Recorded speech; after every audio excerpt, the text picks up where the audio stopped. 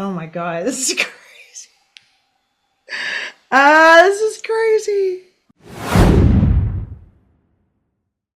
Imagine if you're in a room and there's 150 people Mm-hmm. all kind of murmuring and talking. That's all I got. Who wants to step forward? See, I'm trying to say, okay, can you guys give me some categories? Because I know we've asked for people that were well known or would be well known to us now, like, either historical or celebrities or something, but it's just all firing. So, can we give me like politics, film, music? You just at least give me some categories so I can, what the hell? All right, let me just do this. Let me do this. Um, Gender. Let me say female. I don't know. Do you have a preference? It doesn't matter. We got to tell them Oh, something. we have to say something? I mean, I don't know how to get them to file. I don't know how to get one person in. All right, let's just start with girls. Okay, Okay. let me just start with girls. Just everybody else go away if you're not a girl. I don't know what to do. Okay. Does that work? Okay, yeah. Sarah from says that's it. That was her. She's like, just narrow it down. All right, Okay. she said just narrow it down. Female, say if you want. Born in the Politics. 1900s. Born in the 1900s. Okay. Okay. American. Okay. Okay. All right. Okay. Is Got that it. okay? Yep. Do we Okay, need that helps. do we need more? Not yet. Let me just settle here and see. Female American born in the 1900s. Okay, that quieted down a lot. So there's just a handful. So, okay, let's say we go movies or something. Okay. That would be the thing I might know the least about. So Well, let me go is movies. is Marilyn Monroe in that group? Why do Which you is, want Marilyn Monroe? well, Just thought? this is the one that came to mind. Or is that? Yep. All right. Yeah, there you go. Okay. I think I got her. Oh, man. You Okay. did good. I know nothing about, if this is you, I know nothing about you. I get nothing. Oh, man. I know, like, some famous photographs, and I know like a couple of names of movies, I think. But I don't know much else. Okay. Ask her birth date. Summertime, 19192. 1926, 1926. Ask her what her real name was. She says everyone knows that Not the it's last Norma name. Jean. Yep. Okay, your last name. Yeah, that's true. I mean, I was like, am I right on it's Norma Jean? Because I thought I knew that. Yeah. Her last name starts with an M, she says. M. Mm-hmm. Oh, that's funny. If it's right. Is it like Mortensen? Because Yep. It's Mortensen. I have a grocery store in Sarasota that I like. It's Mortensen's grocery. They're just okay. Oh yeah, Okay. I wouldn't have known that. Okay.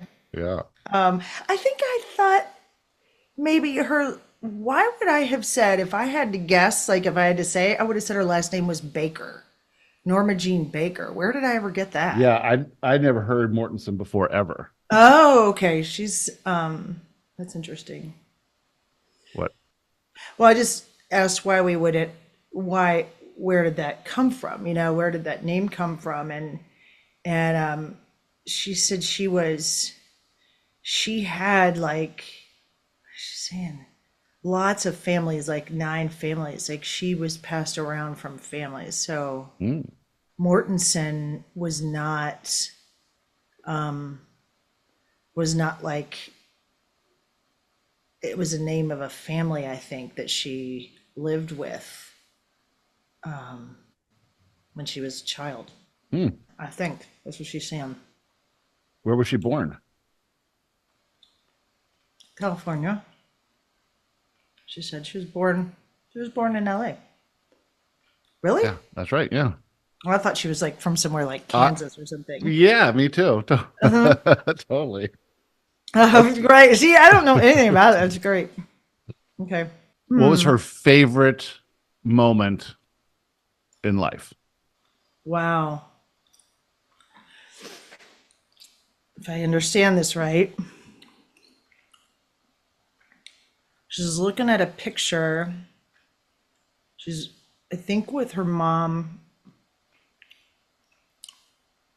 the day she was told that that was her father. That's your father, that she actually had a father, and that he was this,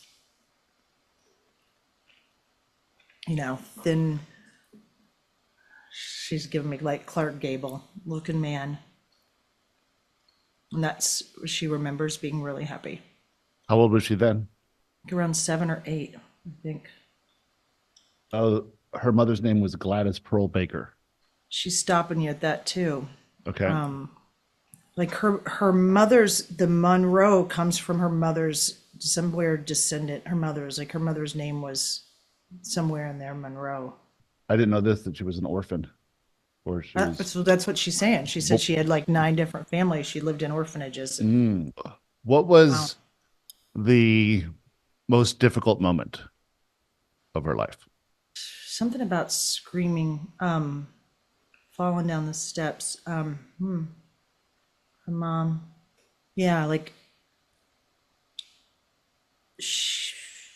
I thought you were, it's something to do with her mom and her mom being taken away. Like, but seems like it, she's showing me like she's a teenager even. Like somehow she must have been with her mom eventually or somehow or something. Like that somebody took her mom away, like her mom was crazy. Took her mom away, and then the house, like the furniture, then the house, and she got put back into a orphanage again.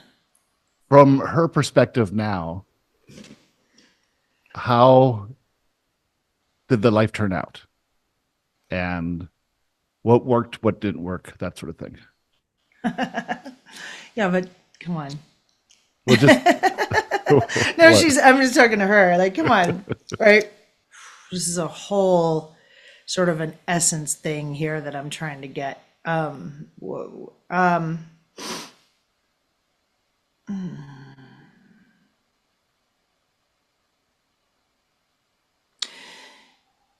She says that like the dream, like the dream to be an actress, right? To do that. And she says she had like no talent and she knew that, right? But it was such a, she was so obsessed with it, and she had no money. She didn't eat for days at a time, for a long time. She couldn't eat, didn't eat, no money to eat. Okay. Owned like one pair of shoes, one pair of stockings, and would fix them, and sew them up. And the dream to be an actress wasn't about, she didn't care about the money part, right? It wasn't about money. It was about standing there with the lights on her and everything hushed. And she just knew that when that happened, that she would know who she was. And everything worked, and the life was perfect and great. There are no pictures of me old. That worked out. That worked out. Oh my gosh, that's awesome. How old would you be right now? 96, she says? Yeah. Should be 96? I guess. If she was born 96, or 98, actually, 1926. Yeah. Now, wow. was this the major intention prior to your birth, to have this method of discovering who you are? Her intention was about value, understanding understanding her value. See if I can get some more of this. There's a lot. She's not talking so much in sentences, some, but it's like this, I'm having to let it all kind of come in and understand what it means. Somehow part of the path was that she was sort of bought and sold and bought and sold even when she was a kid. Okay, yeah, not in the way that necessarily that I'm thinking, but like people letting her live there because they got the government money or something, right, for her to live there. But she was a big kid. She was like big, overgrown. So she was like a good worker, I guess, is what she's saying. So people would get paid, plus they would get her. And okay, then there's other things as well where like early on she got some real aversion to the casting couch. She refused that all because and it was because of that, and she was learning her value. So wow, okay. How much of her childhood Huh. was thought about prior to her birth, was planned? Or was it the universe put her in the perfect place automatically based on the intention? Your milkshake that you put everything in? She said it's like that. That yes, there's specific to it, but from a perspective there, the details are sure that's perfect. Right. This day, this time, whoop, right? And it's not that the detail of it, it's just that you just know that it's perfect. So was it sit down and plan, I'm gonna be born to this person on this day? From her perspective, not really. It's just this vibrational match, and you go, and it's just like showing me like the stars, and the stars align because there's always balance, right? There's always balance, those coming in and going out of any physical reality. Okay, all right. So, with the stars aligning, that just talks about astrology, that Yeah, there is the place, the time, the date is all part of that. it is. Okay. It is. Here's I think what she's saying to me. There's not there's not a grain of sand that is unimportant. Okay, so the details are in the stars. The details are it, like they are that tapestry. Wow, if I can really understand what she's saying. Yeah. Okay, But it's not like you pick every detail. It's yeah, the it's not like that. system. Yeah. There's a Yeah, system to it. How about more the so. date of your death? Was that part of it? Is that something we know going in? The date will come back? Not really. Okay. She's starting to give me a really long explanation, and then just said, you know what? Not really. Her intention was fulfilled during that lifetime. She learned about her value, or value in being on earth, a human, and how that context plays around here. And that was enough. Is that right? There could have been a deeper exploration of it. Yeah, so she's saying, you know the words perfect storm, Yes, right? very much so. Okay. From a soul perspective, the exploration, the uncovering of it was perfect. It was enough. And when you can do it as often as you want, it doesn't matter. Right. Right? Okay. So she says, so from there it was great. From the perspective of Norma, oh, she's using Norma. From the perspective of Norma, and okay. She's okay. Well, now we got talking fast. I can't tell if it's me. She says that she buried Norma Jean. Norma Jean was dead, right?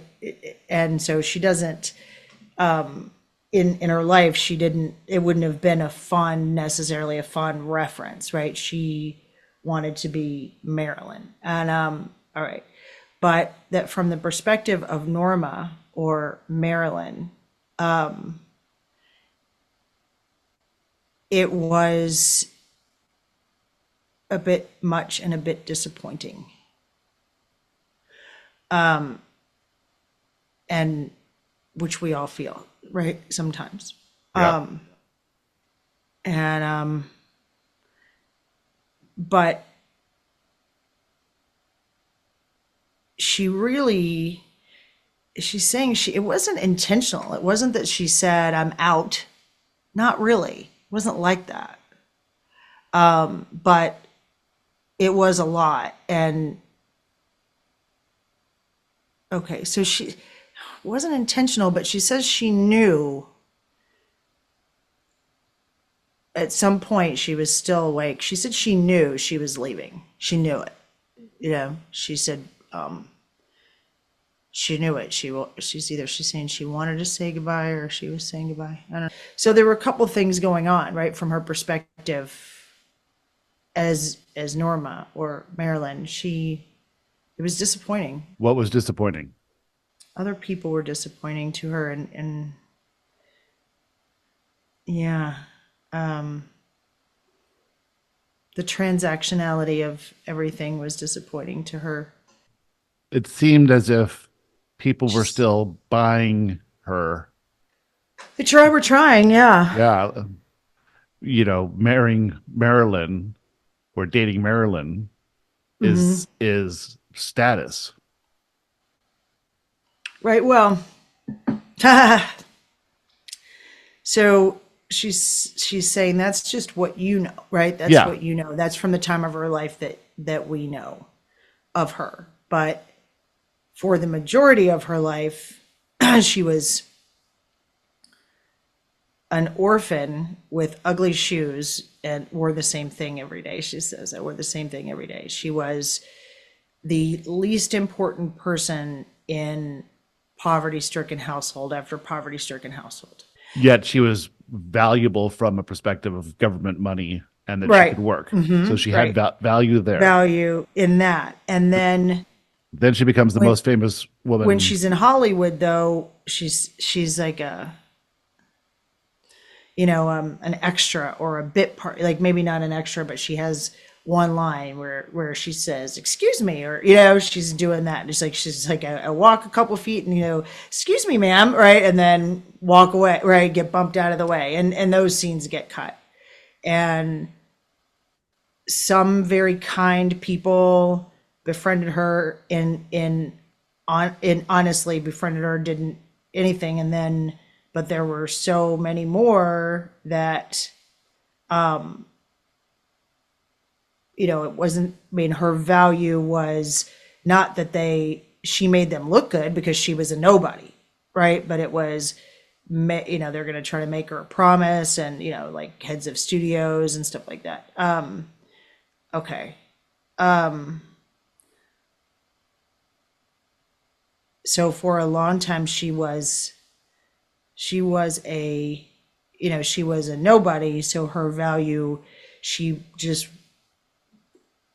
people just wanted to use her, right? Mm-hmm. And so that was part of the exploration there, right? She's saying she didn't fall for that, as tempting as it could have been. What did she think about heaven or the non-physical when she was Marilyn, from Marilyn's perspective? She thought she did go to like services and things like that. She went and she watched things and saw things and watched like the evangelists and saw that. So she's saying she believed in God. She even did that when she was an adult, as like something interesting to do, to just watch them. That's funny. But God was a sad concept because the only person, someone, either their mother, somebody close to her, mother, aunt, somebody told her God, or people told her, I guess maybe, God loves you and is always looking out for you. And she thinks that's sad. She thought that was sad that the only person who loved her and was really there looking out for her, she couldn't see them or touch them. That's what she believed about God. And how connected was she to her inner self during her life? She said it not in some ways vary, right? In some ways vary because she listened and followed her inspiration a lot, but in other ways, not at all. So probably like the average person. Yeah. Well, the person who has an obsession or a very strong passion or desire, does that make it easier for the inner self to connect or to communicate in that area? In that area, yes. Sort of. Yeah. No, she's saying it. No, it's not. Doesn't make it easier. No. Okay. No, because it's too focused. It's because of the focus. Some things you might hear that someone else wouldn't hear, but you also are going to ignore things in a greater way too, because of your singular focus. If she could have guided herself, knowing what she knows now, would there be anything that she would do to enable that connection a little bit better? Pretty simple what she's saying, but she's prefacing it and then ending it with, this is hypothetical, right? And this is just to give you an idea. It's not necessarily a truth. Okay. Okay. She says, would not one time have ever listened to anything that anyone said to her about herself that wasn't in love. Never. Yeah. Right? Never. Huh. Okay. Yeah. She would have shut out those voices. It would have given her more time to hear her own. Awesome. Was she, I don't know about how this process works, obviously, but when she did return to non-physical, was she surprised by what she saw? Or does she remember, you go through a period of just remembering? Yeah, she said there's no surprise. There's no surprise. It's, if anything, it might be akin to relief. Yeah, I was going to say that. Yeah. Is it really fun returning to non-physical? Yeah, she's chuckling there, right? Chuckling there that, like, is it fun? She's just saying it's everything. It's right. It's everything. It's everything. Yes, it's fun, but it's so much bigger than fun. What does she think about having this interview with us? I'll take any chance to talk about myself. Great. Don't other people try to talk to you and bring you in? You know, you would think other people would. Ask her. Do other people try and bring you in? Yeah, okay. The specific trying, right? For in this where we are, the specific trying it makes it impossible for them to hear and hear her at all because they're trying to. That was just Okay. and you So- know that. I'm like, I know that. So the way we you know did it was that. perfect. We got a group together, we whittled it down, and whoever came. Right. Yeah. Yeah. You honed in on Marilyn Monroe. Right? Well, I got the thought, so Well, okay, so it must have been her. yeah. Yeah. Yeah. Or Seraphim. Yeah, Yeah. saying, let's talk to her. Yeah. That was pretty cool. Were there any specific people that you had an agreement with? Maybe one or two that were also famous that you came in and participated together in your own intentions, crossed paths or met up or did something with each other? Yes. And is it okay to say who they were? Yes. Okay. She's gonna give us one. There's a man at studio. He's like a studio, like a manager or a head man, Mr. Shank. Mr. Shank. Do I have that right? Yeah, I have that right. Like a twin, like a twin kind of, yeah. He was older, much older than her. And it, it was, just someone that like looked after her, and he would, have her to his house, she's saying, and eat and, just helped her, and looked after her. Mr. Shank. I can't, she's trying to give me, but she's not saying a first name. She's just calling him that. Mr. Shank. First studio job. Joe Schenk, Schenck. Yeah. Yeah. Who is that? He was the older guy at Fox. Who's at Fox? Okay, she's telling me it was her first studio job, like first studio, first Yeah. movies. And Okay. did they That's crazy. Okay. did they know it right away when they met? Could they feel it? It had to develop. Yeah, she's saying he did, she didn't, and she just admired him and didn't really understand too much why he was friends with her, other than she made a really nice table decoration, right, at dinners, right? But he, he never, I mean, it wasn't like that, Sure, but it was when it's funny because when we think about twin flames meeting, it seems like when you first meet that person, you instantly are drawn to him. Yeah, but he was. She was too unworthy, Yeah. right, to recognize that. So, What does history get wrong about Marilyn? most everything. Okay. She wasn't that sexual. She wasn't that interested in sex at all.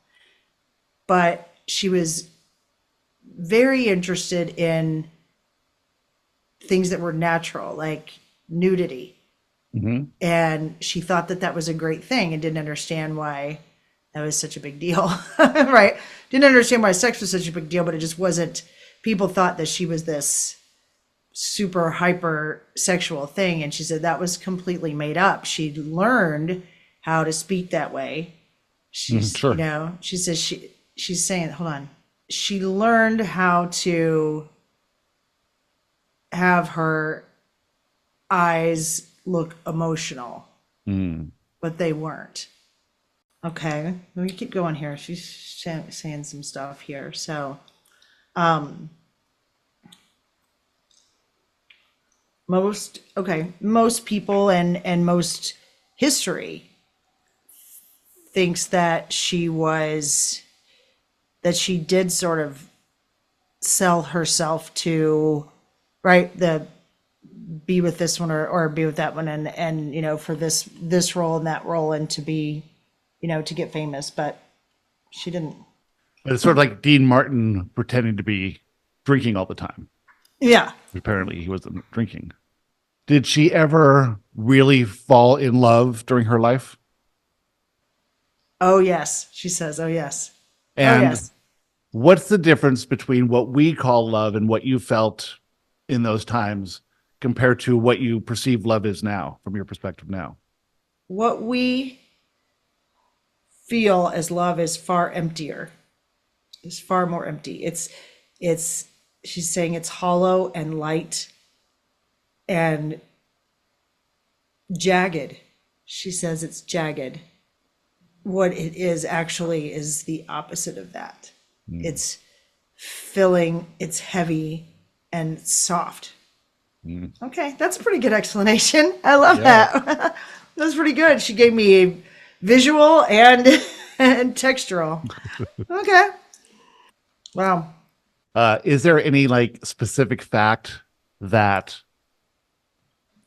someone doesn't know, or like just say 99% of the population or anyone listening to this wouldn't know that would be interesting? When she says there's something I would think is interesting, which is that she has family in Kentucky. Oh, okay. That's funny. She has a connection there. Okay, let's see what else she's got here. She had like what is that, a tow truck? I'm thinking she's trying to tell me she had her car repossessed, but I'm not sure. Is that right? And she didn't like police officers very much as an adult. She don't like police. She has a problem with the police. That's funny. Who was her favorite, like, other actor? Did she have any really close friends or someone she admired or liked being around? She's like many of them, but she said one of her first like experiences of someone was, is that Olivia de Havilland, maybe, that she liked and admired.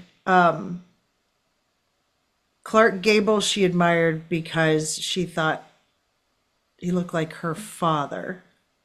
She idolized him because he looked like her dad. Wow. Did you get to meet him? She did. She did get to meet him. She says contrary to popular belief, she admired Elvis Presley, but she didn't have an affair with him. But she admired him. She's saying that,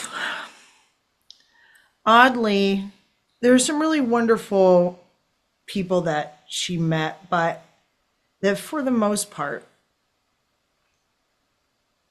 most of the people that were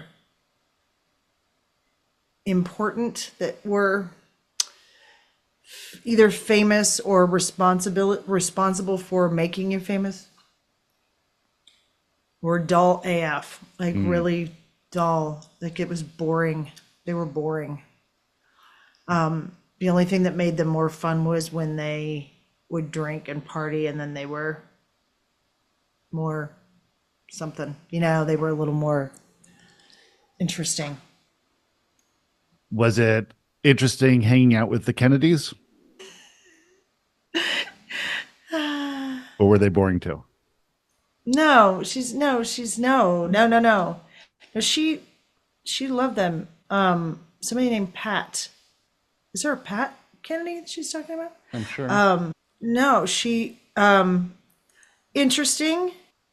A lot of fear, a lot of control, a lot of like, okay, here's the analogy she's giving me. It's like you had to sign an NDA every time you had a meal.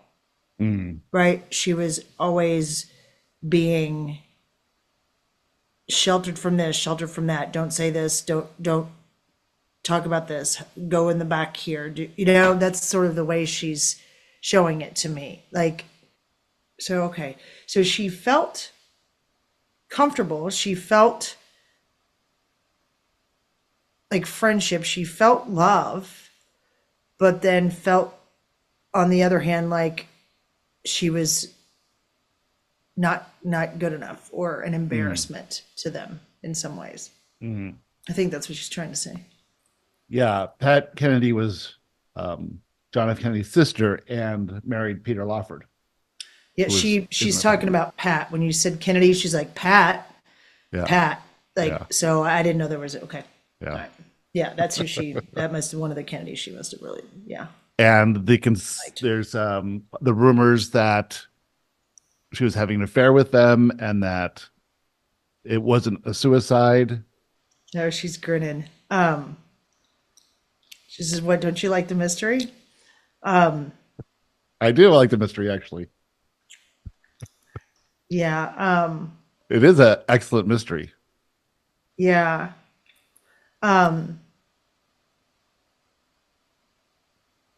There's a lot, okay. A lot of fear and a lot of control, her own included. Okay.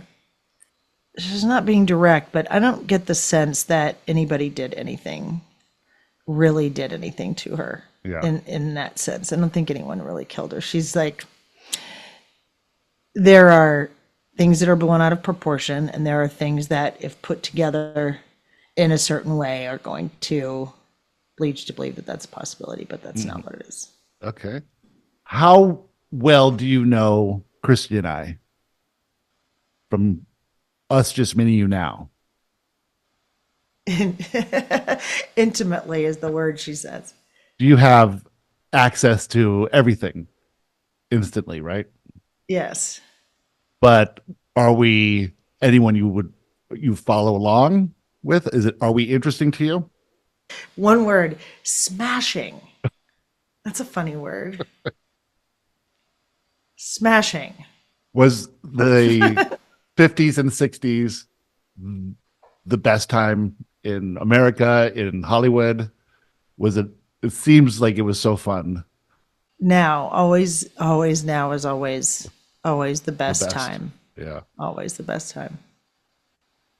But to have that experience that you had, it wouldn't be the same now. That was the perfect time for you. That was the only time for that to work in that way. There was massive fame, yet it seems like there was an innocence to it all too. Maybe not the paparazzi that would come later and with social media. Right. The on the scale that we have it now, but she said it's not so much, the scale feels, as you can tell, feels the same to us as it felt to her. The difference in the feeling is the time it takes. The time it takes for something to make it. There's more time to spend. There was more time to prepare. This happened. Somebody got a photograph. Okay, you have time. You don't have that now. But it's out, and hundreds and thousands of people have seen it before you're aware that it even happened, right? Right. So, but then again, that wasn't the case for them. Then again, a nude photo of Christy coming out now, even if it came out tomorrow, wouldn't be a big deal at all, because just the society's changed. How was that a really big deal for you back then? It was. She says it was a very big deal, but the thing was, she says, okay. She says she knew when she was taking the pictures, midway through it, you know what, if I'm ever famous, this is going to be an issue. Right? Because she knew it. But she needed the money. Yeah. But did it turn out to be an issue, or did it turn out to to even It was further. very scandalous at the time, but yes, the is part of the supporting evidence of any publicity is good publicity, Hmm. right? And it made it to Playboy, you know, Right.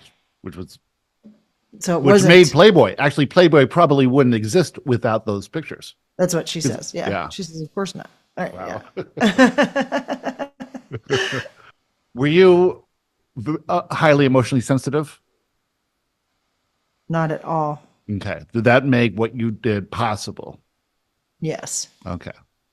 And did you have the intention to expand in joy?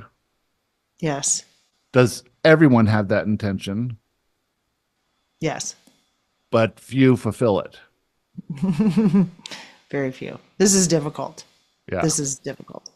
Was So, meditation a possibility for her? Was that even offered to her or brought up to her? not really. Prayer, contemplation, those types of words and ideas were more in her experience. But the to recognize the the benefit of it or the value of it, no. Was there a specific talent that you came in with? Yeah, she says it was her mind. Her mind. Her She was mind being much smarter than anyone thought, and that's why she was able to do what she did. wow. That's interesting. Have you had many lives on Earth? Were you prepared for what it's like here? You're never prepared. Never prepared. But she said yes, she had them, yes, but you're never prepared. How was she able to qualify to come to Earth? As we hear this, there's a lot that want to come, a lot that don't want to come, but there seems to be some waiting list, or is that simply now at this time? That's she says that's a way to understand it from our perspective here. It's a match, and it takes quite a bit to be a match to it, right? To be a match to it. And then there's a balance. So there's no, it's not just unlimited, right? There's a balance to the coming in and going and the coming in and going and the where. And it's always a match. And those without she's just say let's call it conscious experience, it's not even a possibility. How unique is Earth as realities go? Is it really the only place that you could have this kind of experience? It is, but she says, what does that mean exactly? This kind of experience? Yes. Well, it's forgetting unique. and separation. It is unique in that there are others, but not to this degree. This And is what's the okay, benefit? she's saying, Yeah. Yeah. And what's the benefit that she saw in coming here? essentially it's a challenge. It's the PhD, it's the right, it's the highest bungee jump, it's the free climb, it's if you make it, if you if you when you get out of it, it's oh my God, right? Amazing. Yeah. So and And was it is the being separated. Oh, okay. Being separated, the feeling of individuality allows for an experience of things that are physical that you just can't have. So, right, touch in the way you can, taste in the way you can, humor in the way we can, all of those things aren't possible without really believing that you're separate. Imagine every degree that you're aware of your connection, it dulls it all down a little bit. So this is the high intensity, and that's Fantastic. Okay. And is there anything unique and special about right now on Earth, what's happening now? There's a lot, but what is fun, unique, special to watch is the connection between humans and the contact with those from other planets beginning to happen. The it's like blinking eyes all of a sudden, right? Thinking alone and realizing that there's so much more, and that's to give you something specific. She says that's really interesting. Yeah, we've had we've had a little bit of that ourselves. Great. Well, is there any parting thing that you'd like to leave us with before we conclude? She said we she said she was going to give us speech exercises. We need to practice our speech. Our enunciation or Yeah. really? She's going to give us, she's given me this thing, how Yeah. in The, My Fair Lady, yeah, the rain in rain Spain falls mainly on the plain. Yeah, so it's much harder than that. But yeah, she said we need speech exercises. Yeah, We want to be on screen. my drama teacher used to say, enunciate, Gary, enunciate. Oh, really? Well, that's Uh, kind of what she's saying. I know. That's what she's leaving us with. All right, well, we promise to improve in the future Okay, or put this all through AI and only release it in Spanish. in Spanish. Oh, Lord. All Well, right. thank you so much for being here. you. Thank you, Christy. Okay, This was fun. sure. How do you feel?